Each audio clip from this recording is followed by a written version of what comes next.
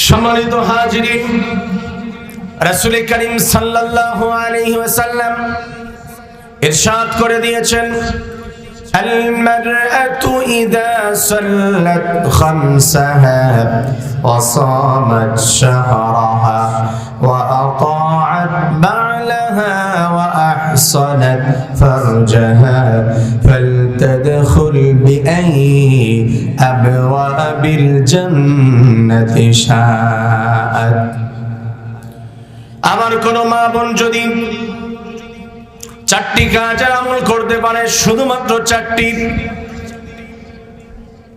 5 ওয়াক্ত সালাত সঠিকভাবে যদি আদায় করতে পারে, রমজানের রোজা যদি সঠিকভাবে রাখতে পারে, স্বামীর আনুগত্য করতে পারে, আর নিজের লজ্জা স্থানের হেফাজত করতে পারে, এই সিম্পল চারটি কাজ যদি কোনো মা বোন করতে পারে, রাসূল করিম সাল্লাল্লাহু আলাইহি ওয়াসাল্লাম জানিয়ে দিয়েছেন, আল্লাহ তাআলার পক্ষ থেকে জান্নাতের 8টি দরজা ওই মায়ের জন্য, ওই বোনের জন্য ওপেন করে দেওয়া হবে। ফালতাদখুল বিআইয়ি আবওয়াবিল জান্নাতি শাআত। জান্নাতের 8টি দরজার যেই দরজা দিয়ে ইচ্ছা, ওই দরজা দিয়ে সে আনন্দের সঙ্গে জান্নাতে প্রবেশ করবে। সুবহানাল্লাহ। ওপেন 8টি দরজা, যেটা দিয়ে চাও সেটা দিয়ে তুমি জান্নাতের ভিতরে প্রবেশ করবে। মাত্র 4টি কাজ। আপনাদের এই 4টি কাজ করতে কোনো কঠিন কিছু হবে না।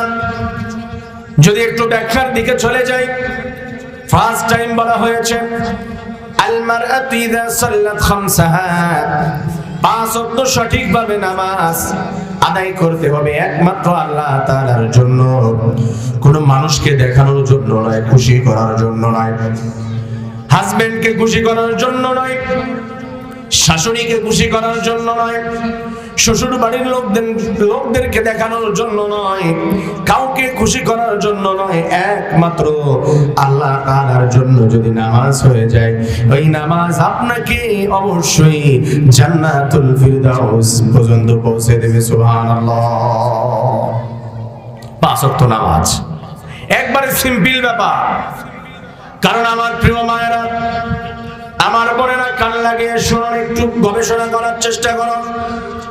এই নামাজ আদায় করতে আমাদের পুরুষদের কত কষ্ট হয়, আপনাদের কষ্ট করতে হয় না।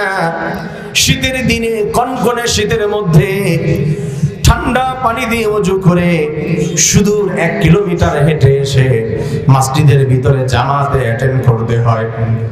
তাদের এই কষ্ট করে নামাজে আসতে হয় সব কাজ ফেলে দিয়ে। অনেক সময় কাপড় ভালো থাকে না, পরিবারের ভিতরে থেকে যেই কাপড়গুলো চালানো যায়, বাইরে হয়তো পরে আসা যায় না, সেটাও চেঞ্জ করতে হয়। কত ঝামেলা হয়, মসজিদে আসতে হয়। এই মসজিদে সে একটা পুরুষ মানুষ নামাজ আদায় করে যতগুলি সওয়াব অর্জন করবে, আমার কোনো মা বোন যদি ঘরের ভিতরে নামাজ আদায় করে, জামাতের সঙ্গে নামাজ আদায় করলে পুরুষের আমলনামায় যে সওয়াব, আল্লাহ তাআলা একজন মা বোনের আমলনামায় সেই সওয়াব ঘরের ভিতরে নামাজ আদায় করলে দান করে দেয়। কত বড় ফজিলতের কথা।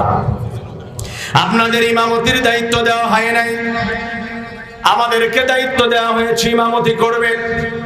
নামাজের ক্ষেত্রে কোনো মহিলাকে ইমামের দায়িত্ব দেওয়া হয় নাই, তার জন্য কেউ দাঁড়িয়ে থাকবে না।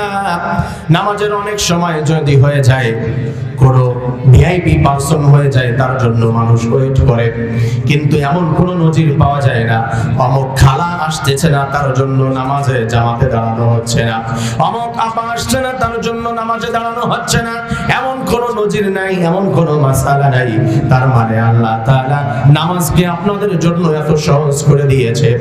একটু পরেই দেখা যাবে জোহরের রক্ত হয়ে যাবে, আমরা চাইলেও নামাজ আদায় করতে পারবো না। যদি বেশি সওয়াব অর্জন করতে চাই, আমাদের মসজিদের ভিতরে গিয়ে জামাতের সঙ্গে নামাজ আদায় করতে হবে।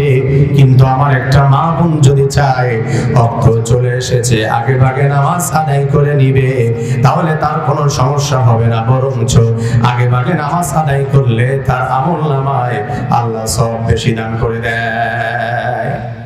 এই যে বিষয়গুলো যদি বলি, অনেক ফজিলত বলা যাবে যে মা বোনদের সহজ করে দেওয়া হয়েছে।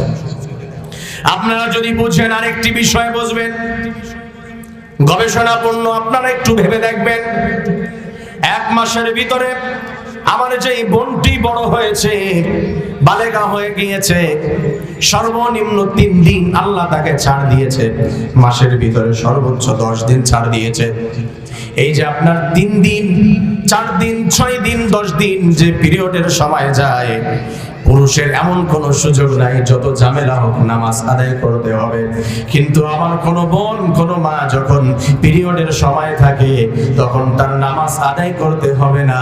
সে যদি পাক পবিত্র থাকার চেষ্টা করে, আল্লাহর দরুদের মধ্যে থাকতে থাকে, আল্লাহ তাআলা তার হাবিবের মাধ্যমে ঘোষণা দিয়েছে, অন্য সময় যদি সঠিকভাবে নামাজ আদায় করে, পিরিয়ডের সময় চলে যাবে, নামাজ আদায় করবে না, কিন্তু আল্লাহ তাআলা তার আমল নামায় নামাজ আদায় করার সওয়াব দান করে দিবে। সুবহানাল্লাহ।